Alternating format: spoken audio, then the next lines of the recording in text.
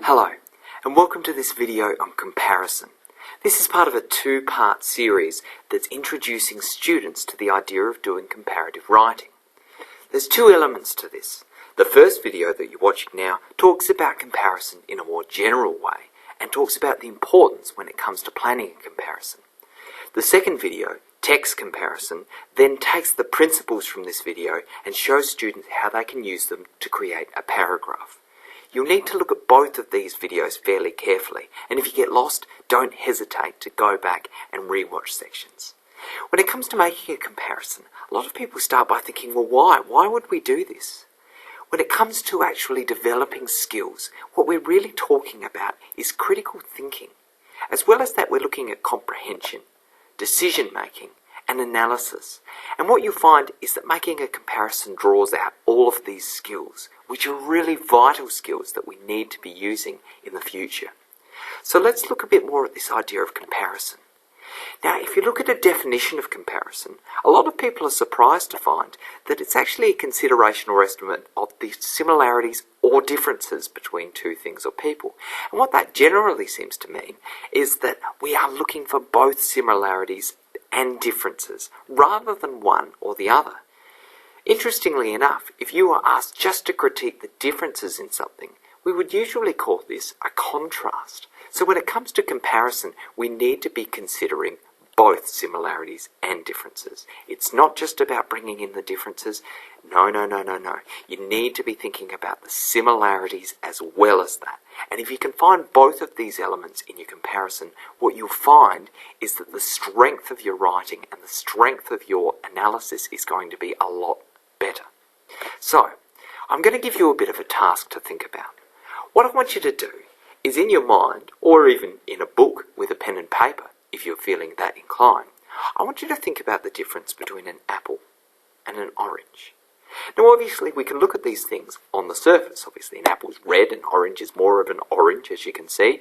And as well as that, we would imagine that there's differences in taste.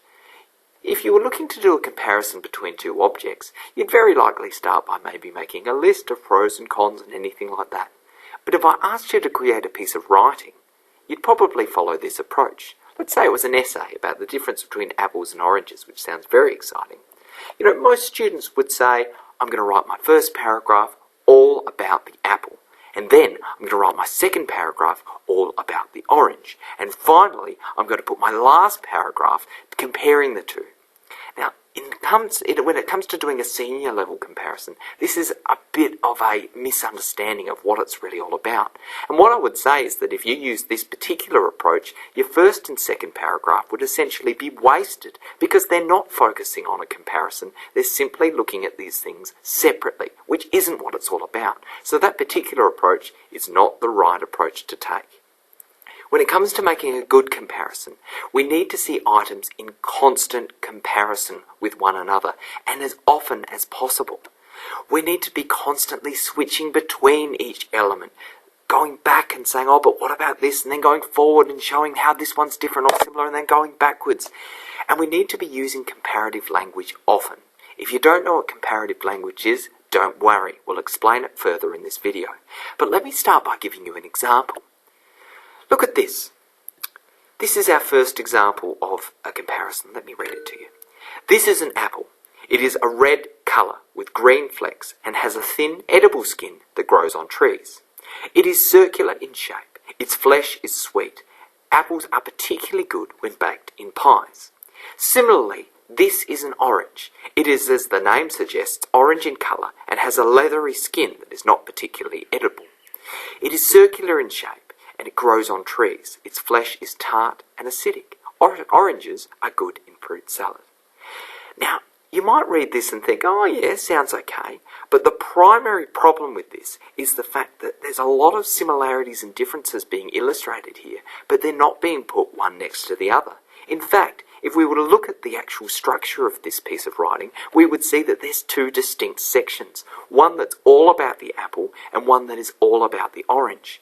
Now, this is a misrepresentation of what comparison is all about, and actually, it's just another representation of that same approach that people often take when writing essays, where they'll write one paragraph about one thing and one paragraph about the other. Look at this in comparison. Apples and oranges similarly grow on trees, and both are circular in shape. While both also have a skin, apples have a thin, edible outer layer, whereas the skin of an orange is leathery and not particularly edible. The fruits are varied in colour and taste. Apples are green or red, and oranges are, as the name suggests, orange. Apples are sweet, and oranges are contrastingly more tart or acidic. People generally prefer oranges uncooked in dishes such as fruit salad, but apples can be baked into such culinary delights as the apple pie. Now, do you notice in this case there's a really clear difference as to how I've approached this particular task? Rather than having one section about apples and one about oranges, I've compared them in each sentence. And if you have a bit of a look at the language, you should notice some of this, what we call comparative language, which are words like similarly or both. You can see apples and oranges similarly grow on trees. That's a similarity. And both are circular in shape. While both have a skin, which is a similarity, apples have a thin outer layer, whereas, notice how the whereas here shows the difference, whereas as a difference, the skin of an orange is leathery and not particularly edible. The fruits are varied in colour, which means they're different. You can see here, even the and in between these two sections really illustrates where the comparison is happening. And generally what you need to start when it comes to making a comparative, what you need to start thinking about is how am I contrasting things as I go. You can't leave it to the last minute, and you shouldn't be looking at things separately. It's all about drawing information together to highlight similarities and differences.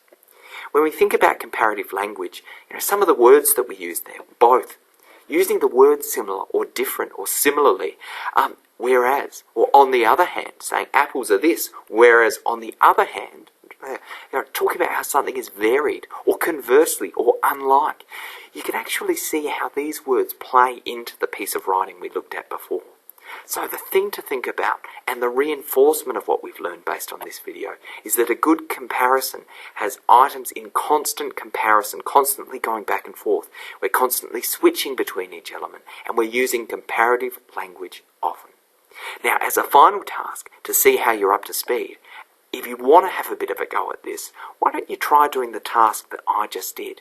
Don't do it about apples and oranges, though, because you could just copy my example.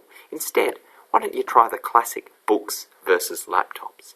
Try and put together a similar piece of writing and practice balancing those two elements. You might even choose to show your example to your teacher to ask how you did, but it's a great starting point when it comes to a comparison. I hope that this video has been informative in getting your head in the right manner to make a formal comparison.